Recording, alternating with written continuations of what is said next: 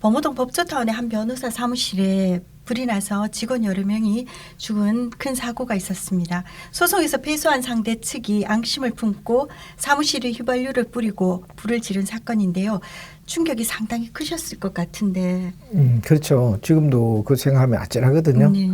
그래서 저는 이제 이런 사건이 왜 발생하게 됐느냐, 또 나는 뭐 어떤 잘못을 한 거 없느냐 이런 이제 반성을 하게 되는데, 저는 이제 제일 큰 이런 원인은 이 한국의 부동산 문제인 것 같아요.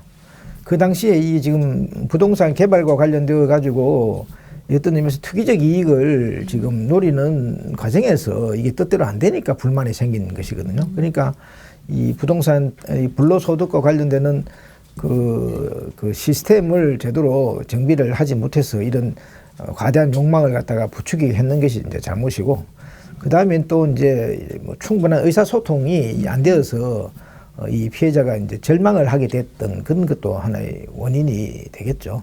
그래서 이거는 뭐 사회적 문제로서 우리 사회가 가지고 있는 어떤 모순이 응집된 사건이다 이렇게 생각을 하고, 또 이런 그 모순을 해결하는 데 있어서 또 법률가로서 시정할 부분은 시정하는 계기가 되는 게 이게 전화위복의 계기가 되겠나 이렇게 생각합니다. 아, 그렇군요. 그 세상 일이 항상 좋을 수만은 없어서 변호사님 스스로 내가 이런 사람까지 변호를 해줘야 하나 싶은 사건도 있지 않겠습니까? 누구나 변호를 받을 권리가 있다는 원론적인 내용 말고요.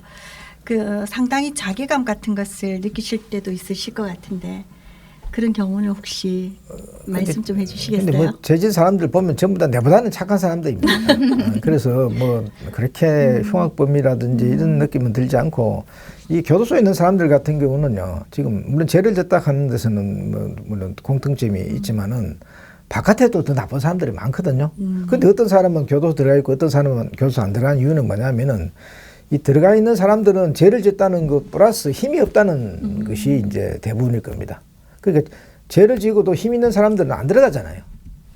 그래서 뭐 그런 범죄인을 보는 태도가 이게 지금 변론을 못할 만큼의 흉악범이라 하는 그런 사건들은 뭐 제가 같은 경우는 별로 없었고, 또 우리 변호인들은 좋은 게 뭐냐면은 자기 하기 싫으면 사건 안 맡으면 되거든요. 그러니까 이거는 도저히 맡을 사건이 되지 않는다 싶으면은 안 맡으면 되니까 그런 갈등 같은 거는 그게 있었지는 않습니다. 같습니다. 변호사님 말씀 듣다 보니까 유전무죄라는 그런 말이 좀 생각이 납니다. 최근 몇 년 동안 사회 상황을 보면 변호사나 검사를 만나지 않는 생활이 가장 이상적인 생활이 아닌가 싶을 정도로 법이 사회를 지배하고 있다는 생각이 듭니다. 어쩌면 검찰을 폭주라 해도 좋을 만큼 일반적인 시선으로 보더라도 너무한 거 아닌가 싶은 감정이 듭니다. 변호사님 생각은 어떠신지 듣고 싶습니다. 그렇죠. 지금 뭐 검찰 독재 이야기를 많이 하잖아요. 네. 그래서 저는 뭐 군사 독재 시대는 살아봤거든요.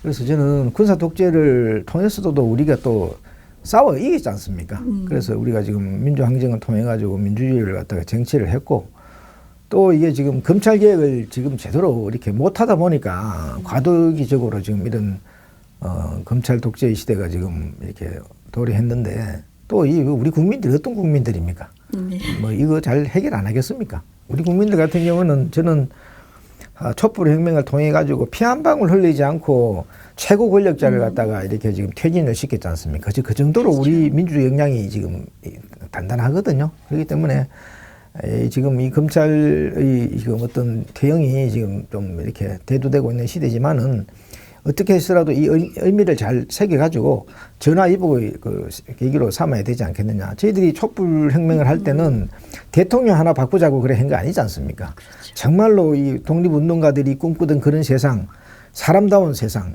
인간다운 세상, 이런 세상을 꿈꾸기 위해 가지고 우리가 촛불을 들었던 거 아니에요. 그런데 이 문재인 정권 시대 때 그게 제대로 되지 않았지 않습니까?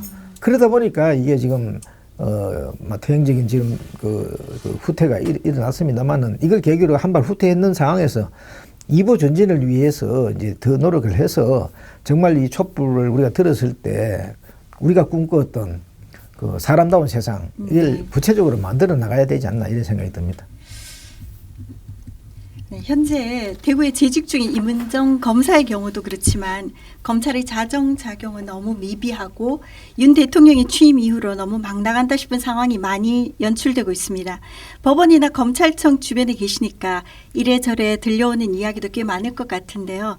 혹시 변호사님이 생각하시기에 희망적인 이야기가 좀 있을까요?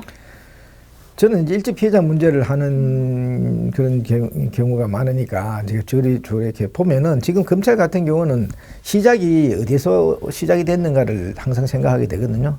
그는 이제 그 일제 시대 때로부터 지금 그 일제 시대 때 그 순사들이 얼마나 나쁜 짓을 많이 했습니까? 그러니까 그런 나쁜 순사들의 권력을 어떤 의미에서는 그 통제하기 위해 가지고 검찰에 대해서 막강한 권한을 지금 주고 이제 스타트를 한 것이거든요.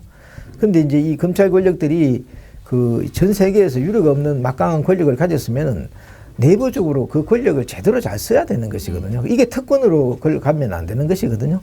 근데 지금 이게 검찰 같은 경우에는 과거에는 이게 안기부라든지 이런 공안 기관들이 나눠져 있었고 또 군인들이 지배를 할 때는 이 검찰 권력에 대해 가지고 어느 의미에서는 이제 견제가 가능했는데 지금 이게 공안 세력이라든지 이제 군인 세력들이 물려나고 나니까 이 검찰 권력이 어디 보면은 견제 세력이 없는 상황에서 아주 이렇게 비대해졌다 이렇게 봐야 되겠죠.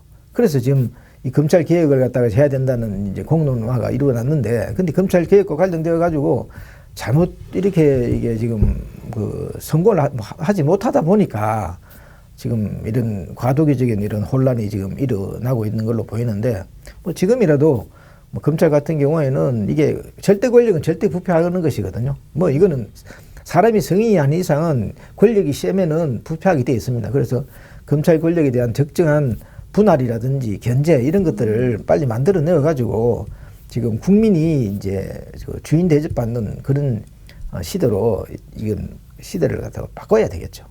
네. 그 칼이라는 그 물건이 어떤 의사한테 가면은 누군가의 사람의 생명을 살리는 도구가 되고 누군가의 손에 가면 사람의 생명을 해칠 수도 있다는 그런 의미가 저는 변호사님 얘기를 듣다 보니까 떠오르네요. 그렇죠. 이 좀 권력을 쥔 사람들 같은 경우는 항상 이렇게 그 권력을 갖다 사용하기 전에 스스로 내부에 끊임없는 자기와의 싸움을 하면서 권력을 다루어야지 자기도 배지 않고 억울한 사람도 안 만들어내게 되겠죠. 그래서 항상 스스로는 많이 조심을 해야 되겠죠. 얼마 전 임은정 검사님을 뵀는데 칼이 필요하다고 하시더라고요. 언젠가는 그게 쥐어지는 날을 기대해 봅니다. 네, 앞서 말씀하셨다시피 검찰의 비대해짐 더불어 법원이나 검찰 출신 변호사들이 이제 변호사 사무실을 내고 초기에 맡은 소송에서 거의 이기는 상황 때문에 정관예우라는 표현을 쓰는데요. 아무래도 같은 건물에서 같은 일을 하다가 맞은편으로 옮겨서 대체하는 서로 껄끄러워지는 상황을 맞닥뜨리게 되는데, 사실 형사사건의 경우 정관과 비정관의 형량이 실제로 차이가 많이 나는지 궁금합니다. 그래서 이거 조금 이게 좀 과장돼 가지고 사회에 좀 인식이 되고 있는 것 같거든요. 이제 제가 보기에는 민사적인 사건 같은 경우에는 그렇게 이제 뭐 정관예우라는 것이 작동하지 않습니다. 왜 그러냐면은 이게 이제 신급이 다 있기 때문에 이게 잘못 판단을 하게 되면은 상급심에서 이렇게 파기가 되거든요. 그렇기 때문에 이 법원에 계시는 분들도 판결문 쓸 때 가급적이면은 이 정거와 법리에 맞는 이제 판결을 하기 때문에 그런 정관예우가 작동할 여지는 그렇게 많지 않고요. 형사 사건 같은 경우에도 이게 지금 뭐 무죄를 다투는 사건이라든지 이런 것에서는 뭐 정관예우가 작동되는 가능성이 별로 없고, 단지 이제 유죄가 인정되었을 때 양형과 관련되어 가지고는 조금 작용될 여지는 있겠죠. 왜냐하면 가까우게 근무하던 분, 자기가 모시고 있던 분이 이제 변호인에 들어와서 선체를 호소한다든지 하면은 이게 지금 징역 2년 갈 걸 갖다가 조금 낮춰줄 수 있고 그런 거는 뭐 있을 수 있는데, 그렇지만 그런 정관예우가 이렇게 그 법조 부조리에서 횡행할 만큼은 그렇게 지금 일어나고 있는 거는 저는 아니라고 보는데, 또 이제 일반 국민들이 봐서는 뭔가 그런 고리가 있지 않겠나 이래 의심은 하고 또 그런 경향은 있는 거는 인정을 해야 되겠죠. 다행입니다. 그래도 민사에서는 큰 영향을 끼치지 않는다. 그렇더라도 형사 사건에 대해서 정관예우를 확실하게 타파할 수 있는 방법은 없을까요? 그거는 판사님들이 일단은 스스로에 대해 가지고 존엄성을 이제 그 지키면 되는 것이거든요. 이 판사라고 하는 것은 이게 그 사람의 운명에 관여하는 직업이지 않습니까? 그렇기 때문에 개인적인 그 친밀도라든지 금전적인 이런 부에 영향을 미쳐서는 그 판사로서의 자기 뭐랄까 이게 권위라든지 자기 자존심을 상하는 일이지 않습니까? 그러니까 판사님이 판사님답게 나는 법과 양심에 따라서 판단한다. 그 외 나머지 부분에 대해서는 고려 요소가 아니다. 본인 스스로가 그렇게 이제 판단을 해야 되겠죠. 그래야지 지금 이 법조가 일단은 맑아지는 것이고요. 그리고 변호인이라든지 검찰도 마찬가지로 이게 지금 그 본연의 임무를 갖다가 그 자각을 하고 스스로 인생을 귀하게 생각한다 그러면은 뭐 이렇게 그 부정이라든지 이런데 유혹에 넘어가지는 않거든요. 그래서 저는 믿을 것은 사람이다 이렇게 생각합니다.